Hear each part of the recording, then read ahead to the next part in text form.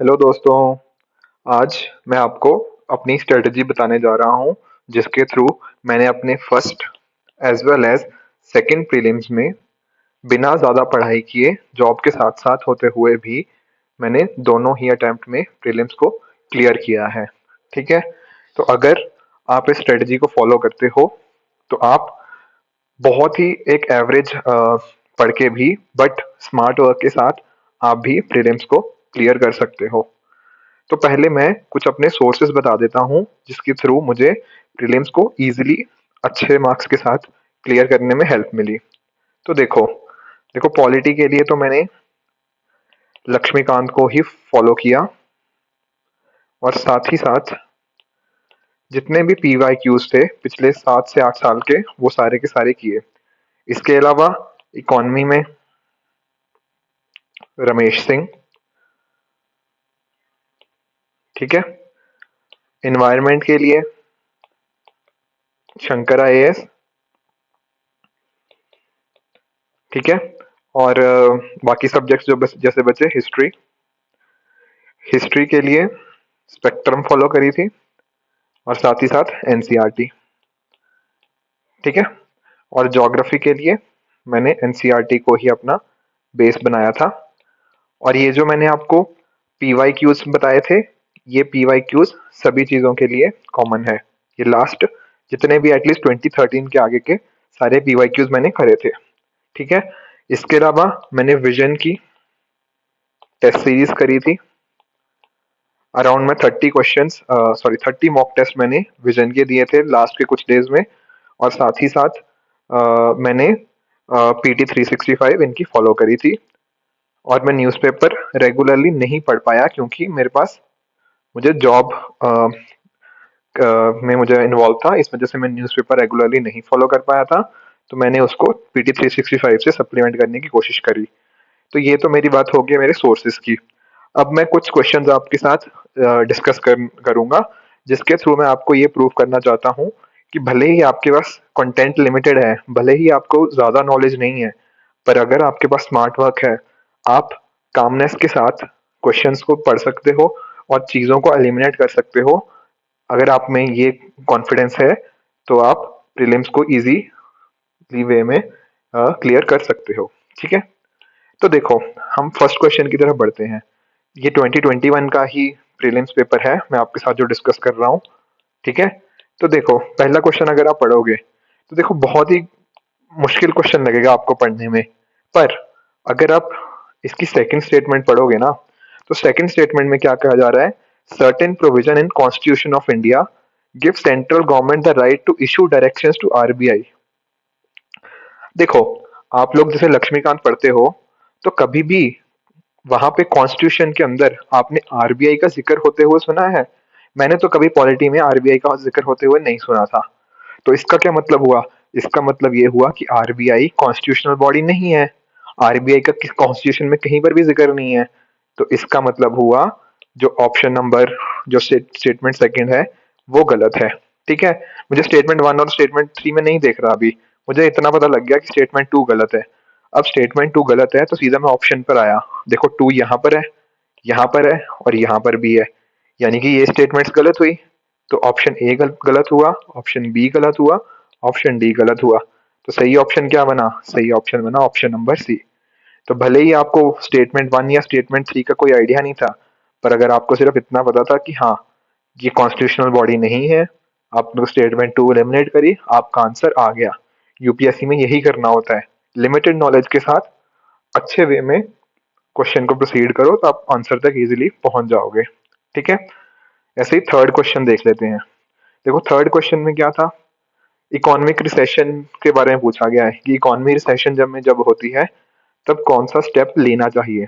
देखो economy recession में मतलब कि इकोनॉमी नीचे जा रही है। अब नीचे जा रही है जैसे अभी कोविड का ही टाइम है, जो जब 2020 में जैसे कोविड का टाइम था तो तब क्या हुआ था, तब सब कुछ नीचे जा रहा था। तो जब सब कुछ नीचे जाता है तो गवर्नमेंट क्या करती है, गवर्नमेंट ज्यादा से ज्यादा खर्चा करती है ना। तो गवर्नमेंट ज्यादा से ज्यादा खर्चा करेगी तो वो क्या होगा, increase in expenditure on public projects. Government ने किया भी वैसा ही था कोविड के टाइम पे। तो ऑप्शन बी यहाँ सीधा सही हो जाएगा। आप बाकी ऑप्शंस को भी देख सकते हो, यहाँ रिडक्शन ऑफ एक्सपेंडिचर लिखा है, रिड्यूस थोड़ी ना करेगी, तो ऑप्शन डी भी गलत। टैक्स रेट को इंक्रीज करना, अरे टैक्स जब लोग कमा ही नहीं रहे तो टैक्स रेट क्यों बढ़ाएंगे, तो ये भी गलत। और ऑप्शन ए में क्या है कि टैक्स रेट कम करो बट इंटरेस्ट रेट में बढ़ाओ। अरे इंटरेस्ट रेट अगर बढ़ा दिया तो कैसे इकोनॉमी घूमेगी, इकोनॉमी का पहिया जो जिसको हम बोलते हैं वो कैसे मूव करेगा फास्टर, वो नहीं कर पाएगा। आपको चाहिए कि लोग ज्यादा से ज्यादा इन्वेस्ट करें, उसके लिए क्या होगा, टैक्स रेट कम रखो और इंटरेस्ट रेट भी कम रखो, तो ऑप्शन ए भी गलत है। ठीक है, ऐसे ये तरीकों से आप इकोनॉमी के क्वेश्चंस प्रोसीड कर सकते हो। ऑप्शन नंबर 4 देख लेते हैं, सॉरी क्वेश्चन नंबर 4। क्वेश्चन 4 में क्या कह रहा है, other things remain unchange, market demand of a good might increase. देखो, डिमांड किसी चीज की कब बढ़ती है, डिमांड उसी चीज की तब बढ़ती है जब वो कम सप्लाई में होती है। ठीक है ना, मान लो कि किसी चीज की सप्लाई कम है या फिर उसका जो प्राइस है अगर वो कम है, अगर वो कम होता है तो डिमांड बढ़ेगी। हमें सिंपल डिमांड और सप्लाई का रूल पता है। तो देखो पहला ऑप्शन क्या कह रहा है, price of A substitute increases. Substitute समझते हो, जैसे एक मान लो टी हो गया, चाय। अब चाय अगर आप नहीं पी रहे तो आप क्या पियोगे, आप पियोगे कॉफी। तो टी और कॉफी क्या हुए, ये हुए सब्स्टिट्यूट। अब देखो, मान लो चाय आज 10 रुपए की मिल रही थी और कॉफी भी 10 रुपए की। अब कल को क्या हुआ कि कॉफी 15 रुपए की मिलने लग गई, तो जो चाय की डिमांड थी वो बढ़ेगी या नहीं बढ़ेगी, वो बढ़ेगी। कॉफी की डिमांड कम होगी और चाय की डिमांड बढ़ेगी। तो मेरा स्टेटमेंट 1 तो ठीक है, तो यानी कि बी ऑप्शन नहीं हो सकता। तो मुझे आंसर कहाँ ढूंढना है, आंसर मुझे ढूंढना है option number A, option number C या ऑप्शन नंबर डी में। ठीक है, तो देखो इसी तरह से हम ऑप्शन बी की तरफ चलते हैं। उसमें क्या कहा गया है, प्राइस ऑफ इट्स कॉम्प्लीमेंट। अब देखो किसी चीज को कॉम्प्लीमेंट कब करते हैं, जब उसी के साथ वाले का प्राइस चेंज होता है। जैसे टी के केस में क्या होगा कॉम्प्लीमेंट, टी के केस में कॉम्प्लीमेंट होगा मान लो बिस्किट। ठीक है ना, मतलब चाय और बिस्किट का एक कॉम्बिनेशन बनता है ना, इसी को बोलते हैं कॉम्प्लीमेंट करना। तो अगर बिस्किट का प्राइस बढ़ गया, मान लो बिस्किट पहले 5 रुपए का था, अब बिस्किट अगर 10 रुपए का हो गया, ठीक है, तो लोग चाय पीना भी तो कम कर देंगे, चाय की डिमांड कम हो जाएगी। तो यानी कि ऑप्शन नंबर 2 गलत है। अगर कॉम्प्लीमेंट का प्राइस बढ़ता है तो डिमांड बढ़ती नहीं, डिमांड कम होती है। तो ऑप्शन 2 गलत है। तो मुझे पता लग गया कि ऑप्शन डी भी गलत है। तो सही आंसर क्या होगा, या तो ए या सी। ठीक है, यानी कि 4 भी सही है। मुझे 4 चेक करने की जरूरत भी नहीं है, अब 4 सही ही होगा। सिर्फ और सिर्फ मुझे थर्ड का देखना है, यहाँ थर्ड है यहाँ थर्ड नहीं है। तो मुझे सिर्फ थर्ड ऑप्शन चेक करना है। थर्ड ऑप्शन चेक कर लेता हूँ, the good is an inferior good and income of the consumer increases. देखो, अगर आपकी मान लो अगर आपके पास आज 10,000 रुपए हैं, ठीक है, तो आप कोई चीज जो एक इंफीरियर गुड मतलब खराब चीज, खराब चीज जैसे कि आप मान लेते हो कि मिलेट ले लेते हो। ठीक है, मैं मिलेट को मान रहा हूँ इंफीरियर गुड और वीट को मान रहा हूँ एक बेटर नॉर्मल गुड जैसे होती है। तो देखो, जैसे आपकी इनकम बढ़ेगी, आप अच्छी अच्छी चीजें ज्यादा खरीदना चाहोगे ना, और बुरी बुरी चीजें कम खरीदना चाहोगे। तो यही क्वेश्चन कह रहा है कि अगर इंफीरियर गुड है यानी कि खराब प्रोडक्ट है और इनकम आपकी बढ़ती है, तो आप ज्यादा खरीदोगे या कम खरीदोगे उसको, आप कम खरीदोगे क्योंकि आप अब अच्छी चीजें खरीदना चाहोगे। तो ऑप्शन 3 भी मेरा गलत हो जाएगा।